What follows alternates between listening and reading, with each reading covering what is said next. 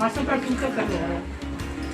Come si direbbe, se fosse di Spinea voterei per lei, purtroppo non sono di Spinea per cui non riesco a votare, però dico, Possiamo ragionare negli anni. ma magari negli anni può anche capitare. La ragione c'è per tutti, però è pur vero che è più facile dialogare con un sindaco amico, con un sindaco con il quale c'è affinità. Dai, che ne parlo? C'è un'invenzione nuova da assaggiare, è il gelato dei colori dello Spinea, il gelato Martina. No, Martina,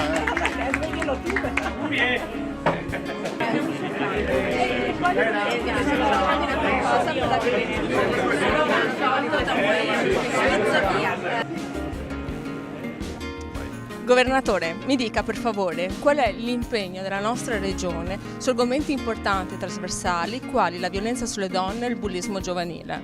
Beh, lei dice bene, la trasversalità è importante sottolinearla visto e considerato che non è un problema della politica o di casacca partitica, è un problema generale che coinvolge la società e purtroppo anche il segno dei nostri tempi sia sul fronte del bullismo, di quello che accade nelle scuole in generale e dall'altro la violenza sulle donne. Direi che su questi due temi noi ci siamo con tutto quello che è il tema regionale. Ovviamente se partono iniziative nei comuni, a prescindere dal colore politico, si riesce a fare anche una rete a livello regionale che sarebbe unica a livello nazionale. La ringrazio, era proprio quello che volevo sentirmi dire. Fuori la voce!